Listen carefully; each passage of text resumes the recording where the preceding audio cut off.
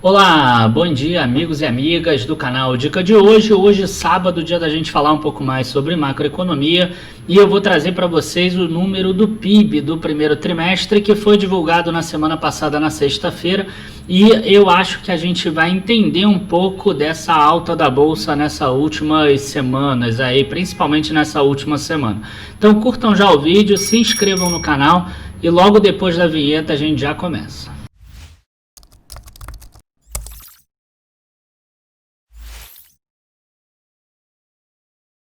Bom, gente, antes de passar para a planilha, é importante citar o seguinte: a gente vai ver o resultado do primeiro trimestre de 2020. O primeiro trimestre normalmente é muito bom no agronegócio, embora ele represente pouco, e a gente teve aí 15, 16 dias de problema do Covid.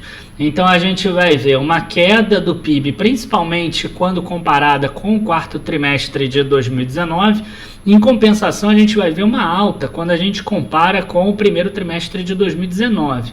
Tá? Então é importante a gente ver isso. É importante a gente ver também que teve aumento dos investimentos de bens de capital das empresas, que é aquela formação bruta de capital fixo. Vamos falar um pouco dos estoques também. E a gente vai ver por que a bolsa está subindo. Vocês vão ver pela previsão do Itaú como o Boletim Focus talvez esteja errando para baixo. Nessa última previsão aí que o PIB vai cair 6% esse ano, talvez vai ficar aí alguma coisa entre 4% e 5%, e a gente já deve ver recuperação nesse PIB agora com a volta da quarentena.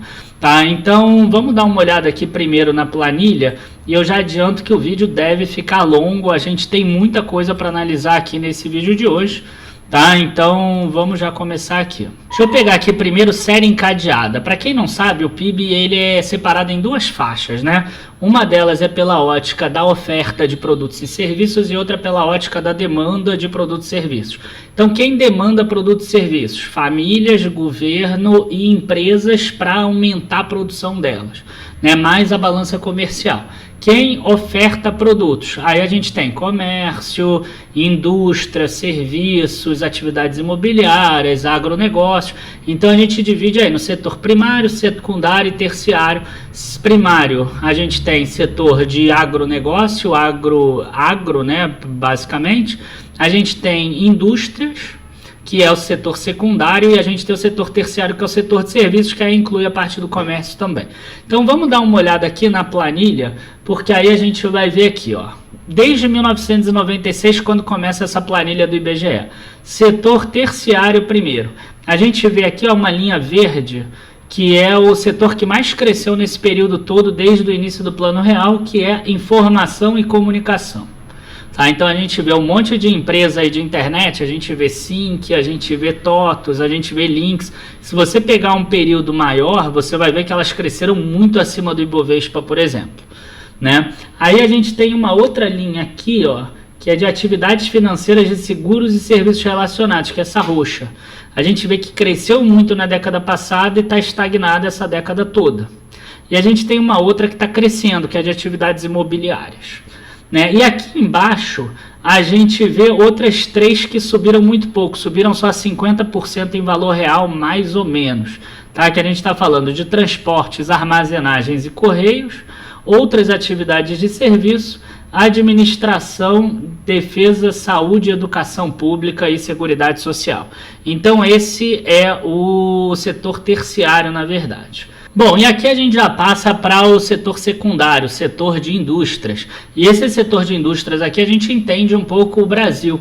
A gente vê que de 96 para cá, indústrias extrativas foram os que mais cresceram. E aqui eu estou falando de petróleo, de minério de ferro ou coisas do gênero. A gente vê que eletricidade, água, esgoto, atividades, a gente vê que sempre crescendo mais ou menos em linha reta. Isso explica por que algumas pessoas chamam o setor elétrico, o setor de gás de um setor perene, por exemplo. A gente tem um setor de construção bastante cíclico, olha só, ele chegou aqui a bater quase indústria extrativa em 2013 e depois ele veio caindo aqui e chegou na mínima. Enquanto isso, indústria de transformação, a gente vê que está praticamente no mesmo nível de 1996. É como se o Brasil não tivesse avançado nada na parte de indústria de extração, de transformação, e aqui o total. Então, como os serviços estão aí em 60 e pouco, 70% do PIB, e a gente vê aqui que o PIB está praticamente voltando para o valor, a gente entende por que o Brasil está no mesmo patamar de antigamente. E a gente consegue ver exatamente isso nessa imagem aqui. A gente vê que nessa imagem, já pela ótica da demanda dos produtos e serviços, a gente vê o PIB exatamente aqui, ó. A gente vê que ele atingiu um máximo em 2013, para vocês terem uma ideia, e o Brasil, desde então, ele ainda não conseguiu bater na série encadeada esse número de 181 aqui, ó. 178, hoje está em 165. Esse valor é muito próximo a esses aqui, ó, de 2012, por exemplo, também, que era 163. Tá? Então, a gente vê que o consumo do governo parou de crescer também nos últimos anos, e quando o consumo do governo para, o Brasil para, pelo menos é isso que acontece. O Brasil não tem uma regularidade de crescer por investimento privado, e sim por investimento do governo. E como vocês podem ver aqui na formação bruta de capital fixo, é o investimento privado.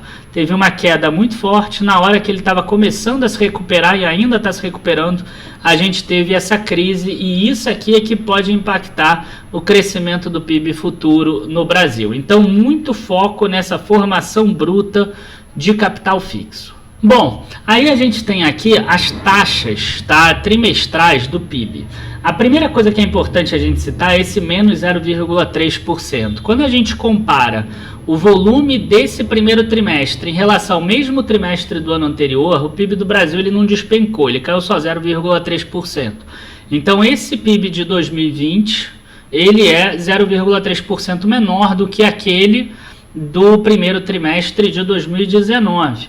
Tá? Uma coisa que é interessante é isso aqui, ó, esse 4,3%, que é a formação bruta de capital fixo. Então, os empresários continuaram investindo no primeiro trimestre, acreditando que a economia iria se mover para frente, né, que iria crescer. E um grande indicador disso é essa importação. Mesmo com o aumento dos preços dos produtos, né, do dólar principalmente, a gente vê que teve muita importação de produto, quer dizer, importação de produto que foi usado aqui na formação bruta de capital fixo, bens de capital, muita compra de máquinas, equipamentos e etc.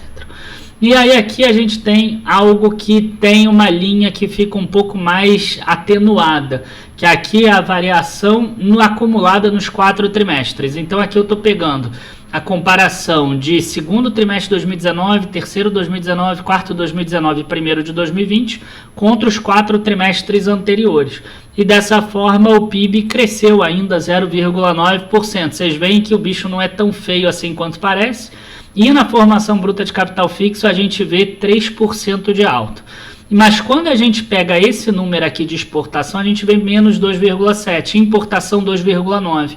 Isso explica por que era importante essa desvalorização do real para a valorização do dólar. Assim, o Brasil passa a ter uma balança de conta corrente melhor, que foi um pouco do que a gente falou na semana passada, né, da questão da dívida pública brasileira. E aí a gente tem aqui formação bruta de capital fixo, teve uma super depressão aqui de investimento, ninguém estava investindo em 2015, 16 e 17, voltaram a investir timidamente aqui, e a gente entende aqui por que o Brasil começou a crescer pelo menos um pouco. A gente também percebe aqui, ó, que de 2004 a 2008 o Brasil investiu muito, e a Bolsa cresceu muito de 2003 a 2007, porque a Bolsa antecipa sempre. Então a gente percebe exatamente isso. Quando o mundo percebeu que ia ter uma grande recessão aqui de investimentos de bens de capital da indústria e do comércio, de serviços e etc., a gente viu uma queda forte da Bolsa, e isso é o que estão esperando agora. Só que se for uma queda com uma recuperação rápida, a Bolsa se recupera igual aconteceu em 2009, 2010, que foi a tal da recuperação em V, né, que chegam a falar. A gente tem aqui uma outra parte que é interessante, que é esse valores correntes. Né? Por que eu estou falando do valores correntes? Porque no valores correntes a gente tem aqui, ó, o valor total do PIB, 7 trilhões 256 bilhões em 2019, esse agora foi 1,803 trilhões contra 1,725, então o PIB passou de 7,3 trilhões no total. Só que o que me importa aqui é essa variação de estoques aqui, e aí aqui esse gráfico acho que não está muito visível, e eu vou pegar de 2015 para frente, tá? O que aconteceu com essa variação de estoque, e vai ser bom para vocês perceberem isso. Então 2015, olha só, variação de estoque, menos 25 bilhões de reais. Aqui, menos 34 bilhões de reais. Aqui, 4 bilhões positivo. Menos 28 em 2018, menos 17 bilhões em 2019. Ou seja, as empresas estão com menos estoque a cada ano que passa. Isso é um sinal de muita eficiência, que eu não acredito, né? As empresas estão conseguindo ficar mais eficientes com a tecnologia, com isso elas conseguem girar o mesmo padrão econômico sem precisar de tanto estoque. Eu não acredito nisso porque a gente sabe que a economia do Brasil não cresceu. O que eu vejo é que a gente está tendo uma redução de investimentos, a gente está tendo uma redução da economia, logo não tem mais necessidade de você ter um estoque tão grande assim. O Brasil está com a economia do tamanho de 2012, como a gente viu lá atrás. Agora, se a gente pegar daqui para trás, por exemplo, se a gente pegar de 2014 a 2004, a gente vai ver algo ao contrário disso que a gente viu agora. Então, 2014, estoque 39 bilhões de reais, 2013, 41, 2012, 33 bilhões, 2011, 53 bilhões, 2010, 49 bilhões, a exceção de 2009, menos 10, porque foi a crise de 2008, então as empresas produziram menos realmente, venderam o que tinha de estoque para não ficar tão estocadas, ninguém sabia o que ia acontecer. Aí aqui 69 bilhões, 49 bilhões, 14, 3 bilhões em 2005 e 11 bilhões em 2004. Então você vê que economia crescente faz aumentar estoque das empresas porque elas investem em aumento de produção. O que a gente viu no Brasil nos últimos anos é redução de estoque. Aí vão falar assim, mas no primeiro trimestre deu um número positivo aqui. Primeiro trimestre sempre é positivo. 2019, 9 bilhões, 2018, 26, 2017, 28, 2016, mesmo 2016 que estava no auge da depressão, primeiro trimestre positivo, e 2015, 24 bilhões. Sempre o primeiro trimestre é positivo, e o comércio, né, explica muito bem isso. Você investe lá, aí você vendeu bastante no Natal e agora no Black Friday também. Então teu estoque foi lá para baixo. O que você faz no primeiro trimestre? Você tem muito contas a receber, o contas a receber começa a pingar na conta da empresa, a empresa vai lá e aumenta a quantidade de estoque de produtos dela. Além disso, a gente ainda tem uma questão dos farmacêuticos também, que o aumento é dia 1º de abril, então as indústrias, né, as farmácias, elas aumentam o estoque nesse período de forma proposital para vender depois de abril, e aí ela consegue produzir num preço menor e vender já no preço mais caro. Então existe uma produção em alguns setores como farmacêutico de estoque nesse período, no comércio também, então é normal o primeiro trimestre ter esse estoque, tá? E aí a gente vem para a parte que eu considero mais importante dessa nossa live de hoje, desse vídeo de hoje, na verdade, que é essa projeção para o PIB do Brasil do Itaú, que estava no último release do Itaú, né? Aquelas 160 e poucas páginas que eles colocam, e aqui eles colocam os diferentes cenários de recuperação do PIB brasileiro. Então a gente já começa a ver muitos lugares já saindo da quarentena. Então, fim da quarentena, se a gente imaginar aqui 5 de junho e a gente imaginar que a recuperação do Brasil não vai ser 100% a partir do terceiro trimestre, tá? Se a gente tiver uma recuperação do Brasil aí em 25% ou 50%, a gente está falando aqui aquilo que eu falei, entre 3% e 4%. Se voltar só no dia 12 de junho, a gente estaria falando de 4,5% e 5,1%. O Focus hoje, ele está projetando muito aqui, 6,3%, 6,9%.